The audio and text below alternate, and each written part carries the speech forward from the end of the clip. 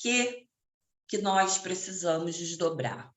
Dormir é fonte indispensável para a nossa sobrevivência corpórea, energética e espiritual.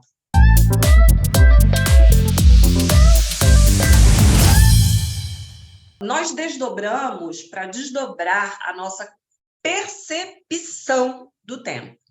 O que é o desdobramento? Se alguns aí em algumas religiões já ouviram desdobrar, você virou no santo, né? Você desdobrou, saiu dessa dimensão, você meditou e acabou desdobrando. A gente utiliza esse desdobramento para desdobrar a nossa percepção do tempo, né? Já que a gente está falando de usar isso a nosso favor. Então, essa frase significa que nós desdobramos, ou seja, dormimos. O sono é um desdobramento natural para quem não sabe, tá? Eu posso invocar, eu posso provocar, e eu também faço, todos nós desdobramos à noite. Então, significa que nós desdobramos, ou seja, dormimos, para poder desdobrar a nossa percepção do tempo através de um outro corpo energético muito mais sutil do que o nosso. Sempre que eu mencionar, gente, TDT, lembra que eu estou abreviando a teoria do desdobramento do espaço do tempo, tá? Aguardem isso. Então, o que acontece? Essa troca de corpos energéticos, ou como a gente denomina na TDT, intercâmbio natural, é um intercâmbio natural, e é realizado facilmente por meio do nosso corpo ondulatório ou corpo energético, através da fase REM do sono.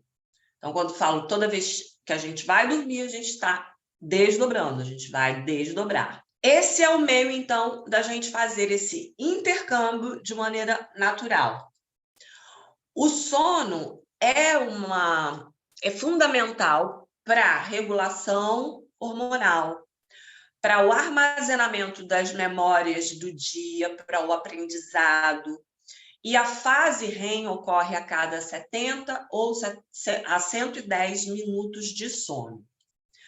Mas todos os dias a gente vai dormir acreditando que a gente só precisa descansar o corpício físico, né? Se a gente se encontra com outros seres durante os sonos, né, os sonhos também, eu precisaria, pelo menos por curiosidade, saber para quê, não é mesmo? Mas nós seguimos fazendo apenas por descanso, para descansar o corpo.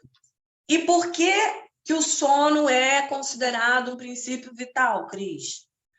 Muitos de vocês podem nunca ter ouvido falar nisso, né? Muitos de vocês, que princípio vital? O que é, né? O princípio vital é a forma que alimenta a vida orgânica, né? Então, é algo que sem isso eu não vivo. A gente tem o sono como um princípio vital.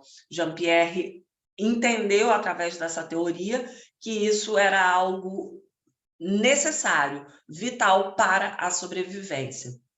O que ocorre é que há estudos em ratos que mostraram que a privação do sono por 19 dias causa a morte. Jean-Pierre fala, né? Acho que no último vídeo que eu dublei, ele fala disso também. Obviamente não vão tentar com pessoas, né? Mas 19 dias o rato morre. Já falei isso também, colocam o ratinho numa basezinha, boiando na água.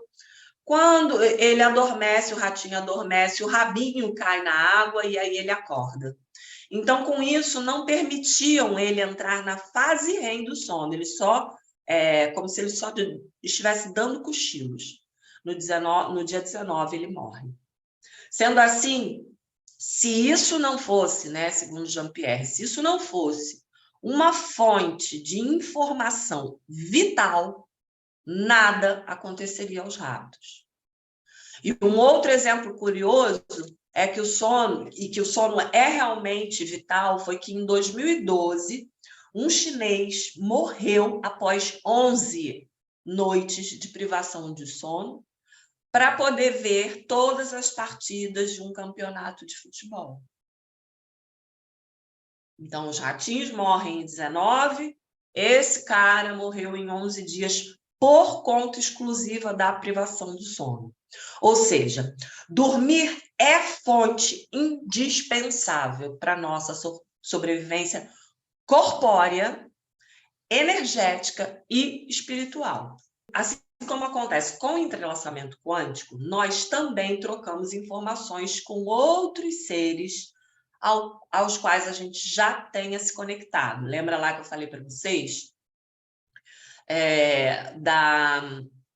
Da conexão, de todos somos um, que eu faço aqui, reverbera, afeta lá. Mas aí a gente, quando vive num mundo muito racional, a gente acredita que somente aquilo que eu faço com as minhas mãos é que eu posso causar mal ao outro. Se eu não fizer com as minhas mãos, eu não estou causando mal. O que ocorre é que nós deixamos o nosso duplo no passado, né?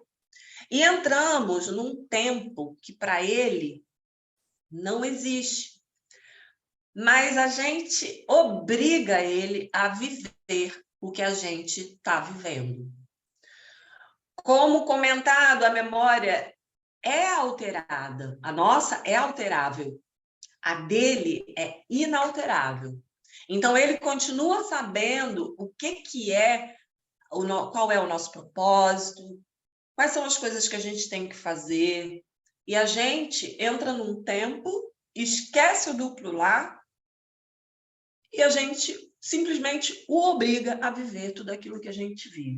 E é ele, gente, quem tem as chaves dos meus desígnios na Terra e a capacidade de corrigir tudo aquilo que eu faço de errado e que não estejam de acordo com a nossa sobrevivência aqui na Terra. Se nós nos encontramos durante os sonhos, eu preciso, pelo menos por curiosidade, saber por quê e para quê. Mas o fato é que, na realidade em que a gente vive, nós, obviamente, temos os nossos próprios sonhos. E por isso, nós vivemos outra realidade. Por culpa dos nossos pensamentos, por culpa daquilo que a gente acha que é o bom, acha que é o bacana, acha que é o maneiro, acha que é o correto, acha que é o melhor. Mas é justamente essa nossa realidade que é importante para o nosso duplo. Por quê? Simplesmente porque essas duas realidades são idênticas. Elas estão ocorrendo ao mesmo tempo. Passado, presente e futuro não é linear, ou linear em português, como a gente tem a ideia de tempo. Elas estão ocorrendo ao mesmo tempo. Nós só estamos aqui para permitir o repasse de informações entre o passado e o futuro. A gente serve de trampolim para o nosso duplo. Ela só serve para isso. Mas vocês conseguem ver agora que isso é totalmente indispensável, tanto para o nosso duplo como para nós?